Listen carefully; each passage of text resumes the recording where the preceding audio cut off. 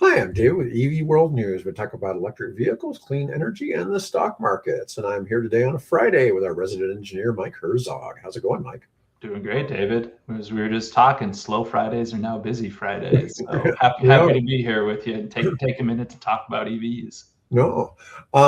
One, so the big EV market, and to be fair, the largest car market in the world is China, right? And, Hmm. and China is well over 50% of new car sales are now EVs. And it's been Hmm. that way for like a year or two now. So it's not like it just hit that. Hmm. Okay. Well, China may have quietly prevented a much bigger global oil crisis. So, one of the things that I've heard people say that maybe this was Trump's strategy to hurt China because they were the one country that probably takes the most Persian Gulf oil. Because the Yeah. United States is basically energy independent. We have our own oil, right? And so, even though all that going on over there affects oil prices here because it makes our oil a bigger commodity, Hmm. that was part of it. But oil prices stayed near $100 a barrel because China unexpectedly cut oil imports by 5 million barrels a day. That's a staggering number. That I is wish a I could get lot. a visual of that. Like like if you stack those, like a tanker, a couple of tankers worth more. I mean, I don't know how many ships that would be. yeah, I don't know how many barrels it's are a in a very ship, big but number. Yeah. you figure that's 275 million gallons a day. Okay. If you math that out into Yeah. gallons. Um, Anyways, offsetting much of the supply loss, Beijing's opaque independence may have made it a powerful force in global oil markets, rivaling OPEC's uh, influence. Um, what was crazy about this is they're so EV dependent, and we keep seeing more and more ways where they're revolutionizing, the EV industry with Hmm. battery swap outs for heavy trucks, battery swap outs for cars, mega. Expanding industries, trucking, Oh yeah. local shipping. Yeah, I agree. Megawatt chargers being common, Hmm. just lots of things they're doing, but they're also the world leader in solar. Yeah. And, and they've been exporting solar since the Persian Gulf thing, or not, um, since the Persian Gulf thing started happening, that they've more than doubled their exports of solar panels Yeah. just because so many countries are now Well, and deciding. that region got hit the hardest by the shortage of oil. Southeast Asia, that's where they get it. So all of those countries around there have been feeling the pinch for sure. So I'm sure all of them are looking at it right now, like, uh-oh, like this is a major issue that could happen again. What the heck are we going to do about it to prevent it and soften the blow a little? I've been reading. I told you I've been reviewing some nuclear energy documents, and there's a lot of story about France and how in the early 1970s, when France was when there were all these like oil crises and things like Mhm. this, and France determined that they don't have any energy, so they leaned hard into nuclear, Yeah. right? And so while the United States progressively stopped doing less and less to the point of doing zero in growing a Mhm. nuclear space, France has been kind of one of the world leaders in that space. Now they get most of their energy, from nuclear, but it was because of a situation similar to this Yeah. happening 50 years ago. Hedging against it. Yeah, Yeah. France has been a leader forever. They were one of the first countries when renewables in Europe really took off. Basically said like we can't turn down our nuclear plants. Like these do not cycle on and off like other units. Like what are we going to do? How does all of this work together? Because it's so kind of set it and forget it with nuclear. You want those things to run at full capacity, and there's no cycling them on and off like you do with other units. So they've been around for a long time and done a lot in that space. But uh, that's crazy with China. I mean, that's boy, we talk about it a lot. But that's the difference between kind of the engineering mindset and the lawyer mindset of we need to cut oil. Okay, let's go cut it. From an energy independent standpoint. So NEO. has this vehicle called the ES8, and they've hit 10,000 deliveries. Let me see, what is it? They've delivered 130,000 of these, and it's a nice looking. So I get the synopsis up on the screen. It's a really nice looking SUV. At first, I was thinking this was going to be one of those several $100,000 SUVs. Mm-hmm. It does have that look, right? Looks nice. Yeah. Yeah. When you see that kind of front, it really makes you think Bentley or something like that, or a Rolls-Royce Cullinan. They all have that front. Of course, we know that the Chinese companies like to. I love European design. Yeah, they love copying those looks. Mm-hmm. It's just like the one brand that all their cars look like Porsches. Yeah. I mean, they're beautiful. They're beautiful. Yeah, they're beautiful. Cars, but they're blatant Porsche knockoffs. Oh, that's what it is. Like, how'd you come up with that? Yeah, at 60% off, right? But they've delivered 130,000, hitting the milestone after a rapid 10,000 unit month, driven by the launch of the new 5-seat variant, which is priced lower. Okay, so it normally has 3 rows, broadens the model's appeal. But that's a, let me see what we get. Sharp looking car. I like it. On the Yahoo image. Not really a lot. You know what? It's funny. The stock over the past 3 years has declined 69.5%. 90% decline over 5 years. They're on the Nasdaq. Oh no, I'm sorry. They're on the New York Stock Exchange. NEO is. I've always thought that they were kind of a lame stock, though, because, and it's kind of for a funny reason. Well, I guess it's not a funny reason. Because it's a Chinese entity and China manipulates things. China will do things to affect the export markets by devaluing their dollar. And so when you have a Chinese company like this on the New York Stock Exchange, it's sort of disingenuous because it's not, they're trying to manipulate the price through non-market conditions, if that makes sense. Yeah. It's not a level playing field. And it's kind of like when years ago, DHL tried to enter the United States, and they started doing some air deliveries and stuff like that. And I don't remember what really faltered with that. But one of our big complaints was that since they're the big German package delivery company, they're subsidized by the German government. Okay. And so this was one of our big complaints. And I think something came along to prevent them from being able to play on the same playing field as FedEx and UPS in that space. Yeah, because they're not private, fully private. Yeah. So I'm not opposed, and I mentioned this before, for the United States to have a sovereign wealth fund. I'm not opposed to sovereign wealth fund. And companies like UPS, FedEx, that really, we're dependent on those companies. I mean, it's hard to fathom that a company founded in the 70s like FedEx or whenever it started, that we're kind of dependent on that. So I would consider them to be like a national security type company, right? Mm-hmm. And so I would think it would be reasonable for the U.S. government to own part of those. I'm not talking about a controlling interest, but for them to be invested in the stability of those companies. To take ownership, to have a stake in them, to when they succeed, we succeed. Yeah. I mean, that's what we want. In the 2007 to 2009 financial crisis, the U.S. government lent money to a whole bunch of banks, and they lent money to General Motors and Chrysler.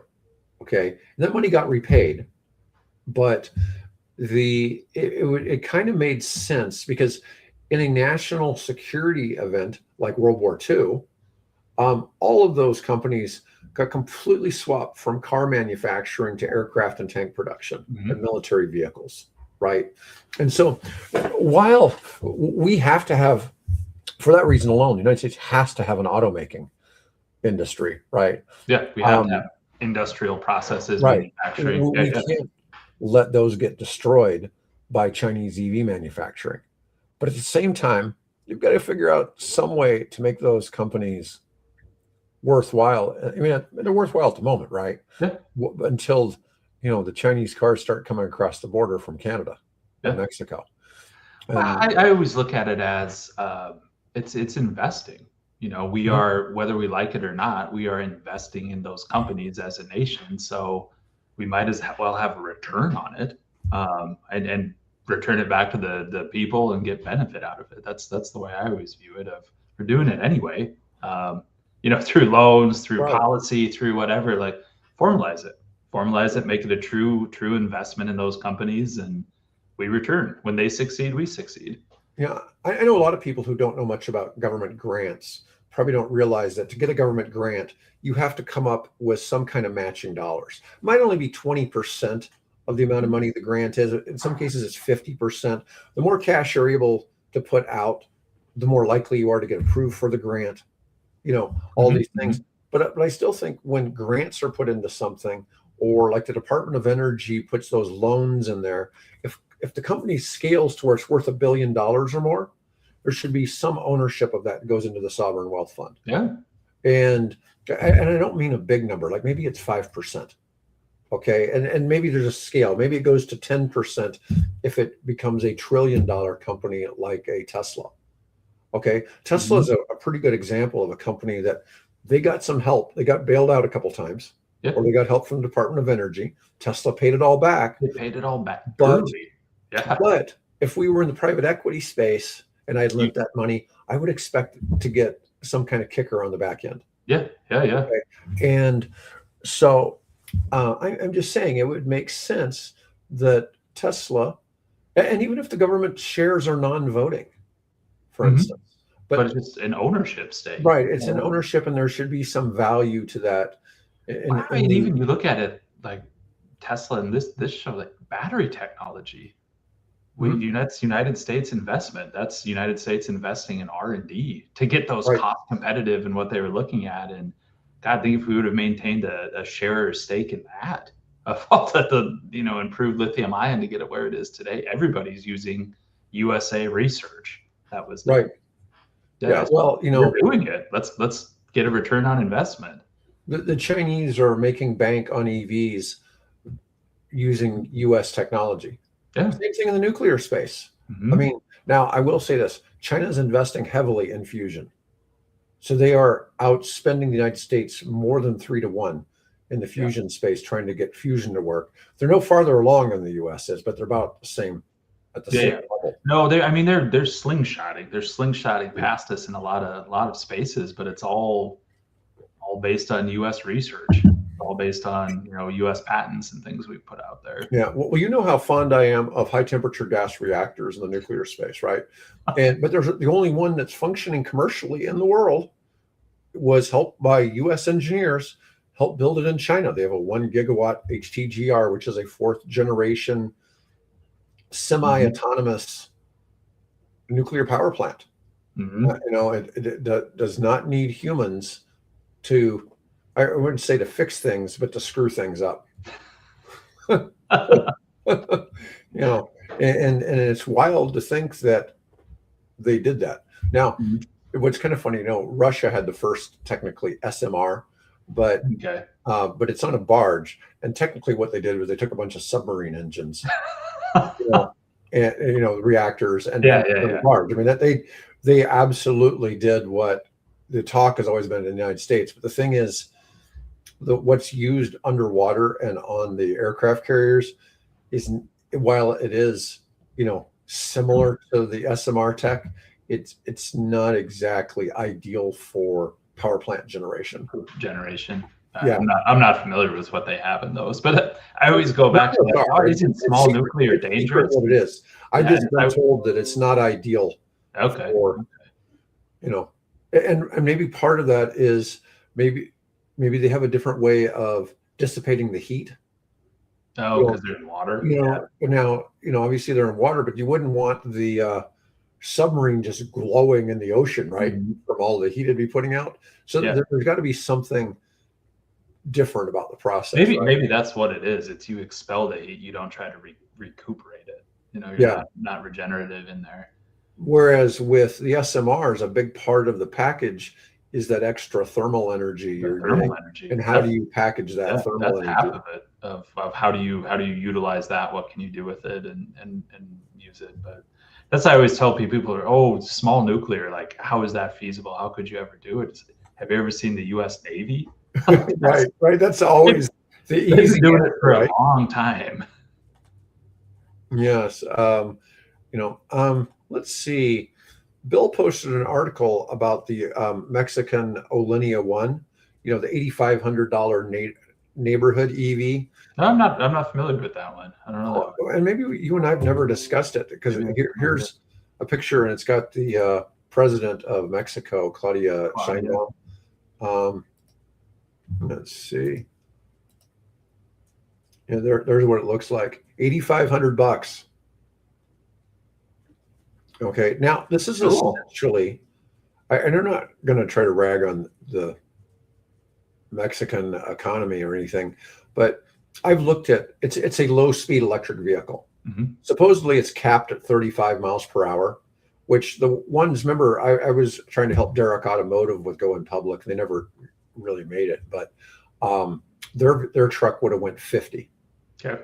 Okay, but it's very similar to this, probably very similar thing, but it's got a 78-mile range, 31 mile per hour top speed, so 50 kilometers, a 14.7 kilowatt hour LFP battery. Now, I recall that the Derek Automotive ones were like 12 kilowatt hours, and they would get a 100-mile range, but they were probably lighter vehicles. But it looked like a Dodge truck, which was kind of funny. But anyways, they're talking about this for targeting taxis, urban commuters. Man, you'd have to be charging that a lot at a 78-kilometer range.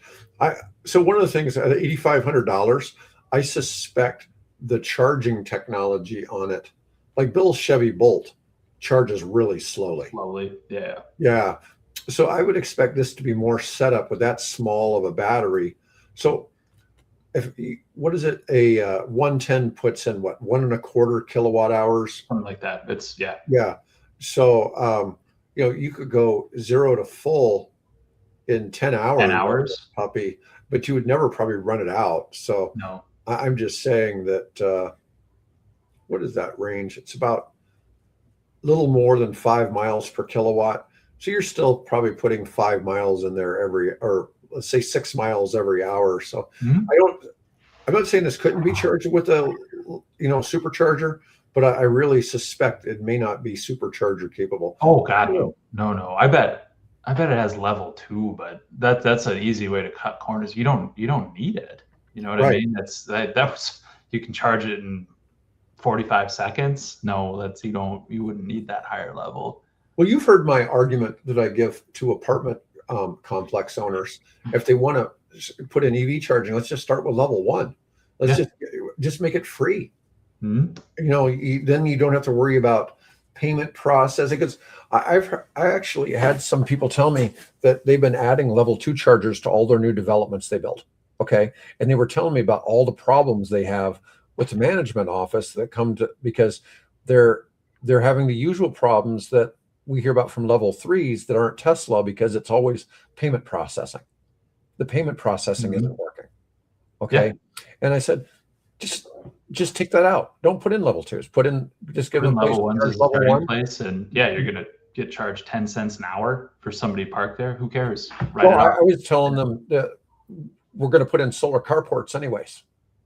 Okay. Yeah. So you're having cheap electricity, you're giving it to them for free, and you're using the excess electricity to power your pool, your common area. They get to park in the shade. Yeah. Yeah. And then people have, places to park in the shade. So it made a lot more sense, but it make, this wouldn't really fly here. Right. So to drive a vehicle like this, you have to be on a street where the speed limit isn't above 35.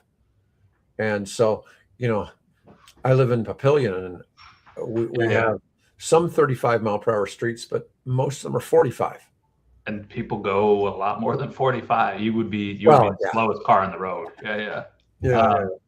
I'm trying to think even in big metro areas in the US. I mean, I suppose, driving around downtown Chicago, downtown Atlanta, something like that. These maybe have a use case.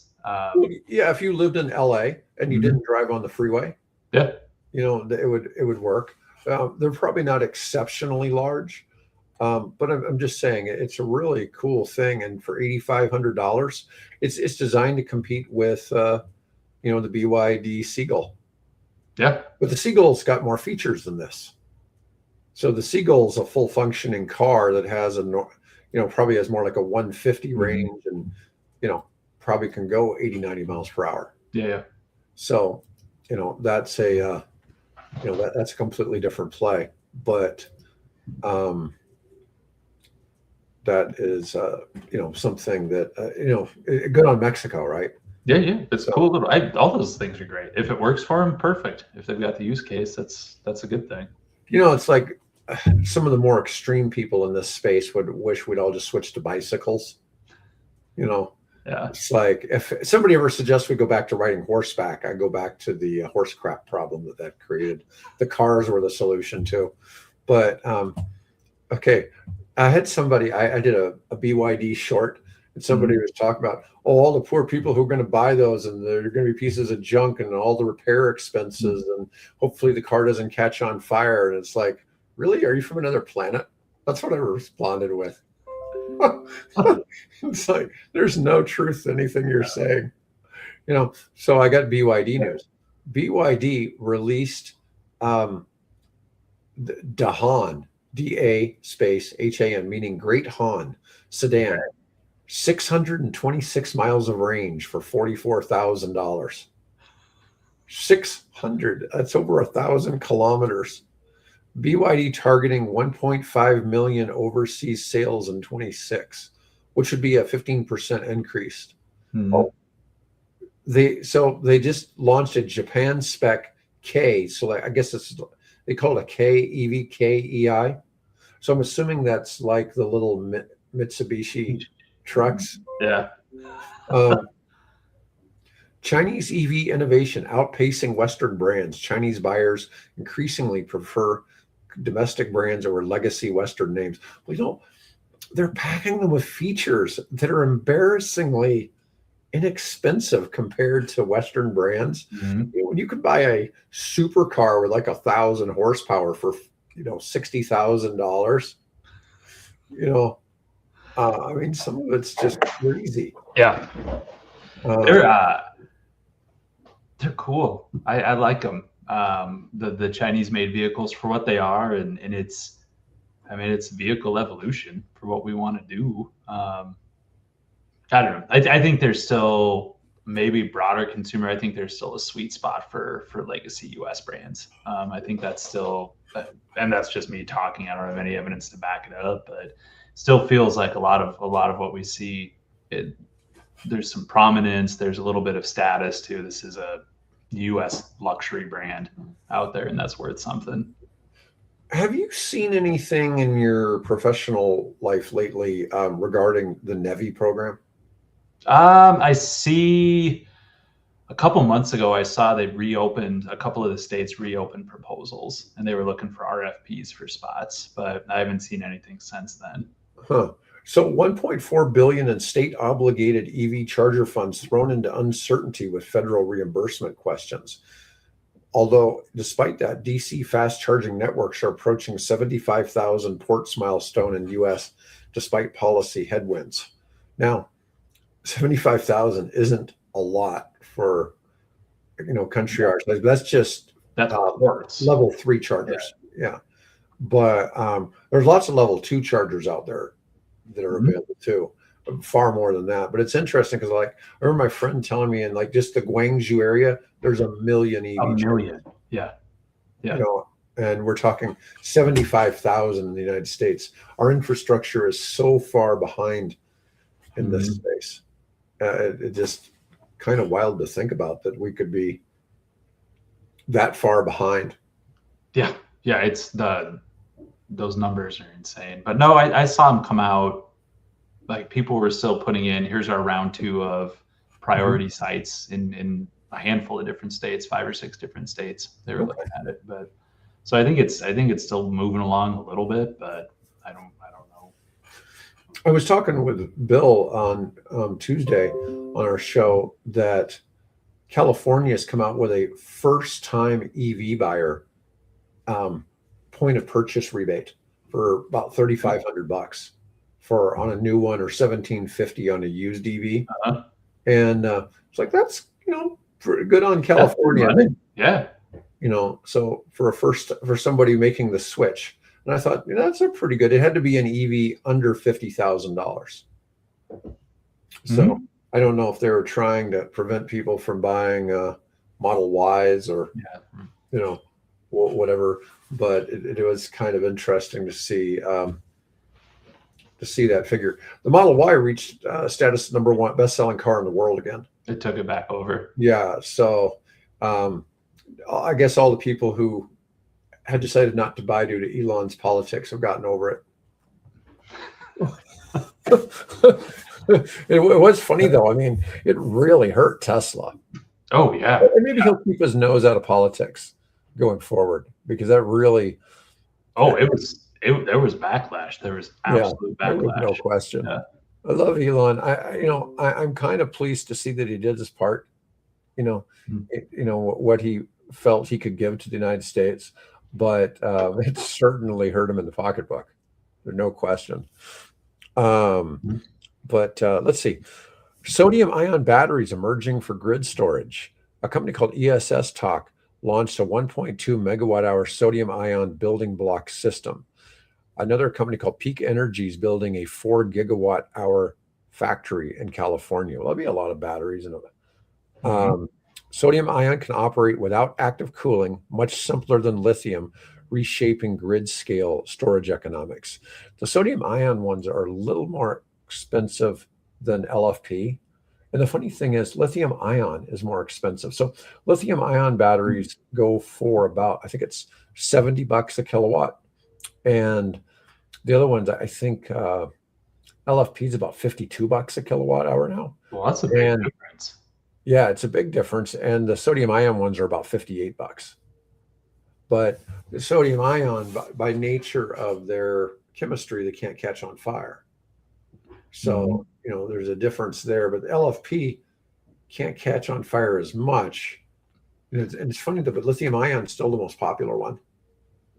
It just, I don't understand why LFP got cheaper than lithium ion, but it did for some reason. I wish I knew more about the chemistry and kind of the advantages of some of those other ones, of density, efficiency cycle, those kind of things, and just weight associated with it. And I think that's got to be the reason why lithium ion's still out there. It's weighs less. It fits in the technology. It's got a better efficiency cycle. I don't know. I wish I knew more about that. Well, they're not switching our phones to these new chemistries. They're sticking with lithium ion for the phones. It is funny because I have one of these power blocks. I'm charging my AirPods on it right now. This is a cool one. It's got regular USB. It's got the older iPhone. It's got the big USB, and it's got another one. I don't even know what it is. I don't think I've ever used it, but it's been great. But they get on the plane, they tell you to pull your power bricks out, kind of thing, and keep them in sight. It's like, okay, I kind of do anyways. Just because it sucks down the juice sitting on the flight. But they're not changing our phone batteries. It's really funny when people talk about EVs catching on fire. It's like, well, if you stick your phone in your pocket, don't you think you should be scared about that? Don't worry about EV fires. Don't be sticking your phone in your pocket. Yeah. Don't be a hypocrite. Keep it in your line of sight. So all the time. I did have one phone that the battery started to go bad on years ago, and boy, it blew the case out. It started to expand. Yeah, it didn't blow up on me, but it was starting to grow and damage the phone case. And yeah, it was a real old one, real old iPhone. That's kind of funny. Yeah. I haven't had that, but I have had them get pretty hot. Yeah, it was. I took it in. It was like, yeah, we need you shouldn't carry that around with you anymore, because that's not in good shape. One of the things about playing tennis is occasionally I'll get done playing tennis and the phone will say right on it's too hot to operate or something like that. Yeah, because it's been sitting out in your bag and right next to the court and all that. Yeah, it's in the bag, but hard tennis court in the sunlight in the summertime, it adds about 20 degrees to the Oh, I ambient bet. temperature. Yeah, I You're bet in direct that just sunlight, sits there and plus the bakes. court reflects the heat. Mhm. Yeah, I tell people, it's like, yeah, when they tell you it's 98 degrees outside, that's in the shade. Yeah. That is not factoring in the sun or the reflective power of concrete. Yeah. Which is also one of the reasons why cities tend to be hot, is because all the concrete is like heating up the atmosphere. Yep. You know? Then it stays hot and stays hot overnight. Yeah. All right, I got a couple more articles to cover. Stock market rallies despite the federal rate hold. So they didn't change the interest rates any this week, but on top of that, markets bounced back Thursday after the Fed held rates steady. The Dow was up 1.2%, S&P up 1.7%, Nasdaq up 2.8%. IT stocks jumped nearly 5%, biggest one-day gain since June, led by chip stocks and Microsoft earnings. Let's see what we got on the ticker here today. AMD, Microsoft, they're all, Microsoft's up 15%. Damn. What they announced? Big jump. Oh, well, I don't know. That's a lot. Yeah. Most of them are green, just not much change other than Nano went down 3.9%, but that's not unusual in the nuclear space. Oklo's down to $38. Wow. To think that I bought it at $115 last year. And sold it at $175. SpaceX down to 109. See, they went public at 135 and they shot up over 200. Now people are complaining. Look, Tesla down to $300. I mean, they reached like 490 in the past year. Rivian's down a little bit. Lucid. It's interesting to look at what the ticker is doing. Ford not doing much. What NVIDIA have anything special? No, just pretty flat. It's interesting with Microsoft, big winner there. Oklo's just going into the toilet.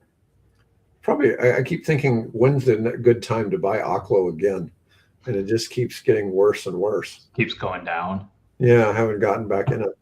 All right, what do I have is, I want to talk about Tesla services. So Tesla, a category of services and other, becomes a big real profit engine. Tesla's service segment has doubled revenue, topping $10 billion annually with positive gross margins. This includes supercharging, insurance, used car sales, and service. Now stabilizes earnings when vehicle margins are pressured. With 5+ million Tesla fleet globally, this recurring revenue model could be more valuable long-term than vehicle sales. But Musk is always saying he's an automation and robotics company, and just that the cars are the delivery system. And it's an interesting way he looks at, and promotes some of these things. Where I don't even know. I mean, does Tesla have service centers in some of the bigger populations, bigger metro areas? Oh, we've got one over in Council Bluffs. There's one right over there. Yeah. Because it's do you think you have to go to a Tesla service center, or can a regular old mechanic get certified in Tesla repairs? I'm sure a regular mechanic could get certified, but they generally, if you have an issue, they just send a van over from Council Bluffs to do work on your vehicle. Cool. Depending on what it is. Okay. So yeah. If you have the maintenance market cornered and you're the only ones doing it, that's pretty good recurring revenue. Yeah, but there's, the funny thing is there's not a lot of maintenance being done on them. That's true. It's mostly like wiper blades and, stuff you'd normally do on a car. Well, that's like my vehicle, and just take it in once a year just so somebody can put eyes on it and do that. And otherwise, all right, we'll do a firmware update and go on your way. All right. Anyways, that's all I got today. Mike, thanks for joining me today. Folks, thanks for sitting and listening to us ramble on. And I'll be back with Bill on Tuesday. And otherwise, folks, have a great weekend, and thanks for watching.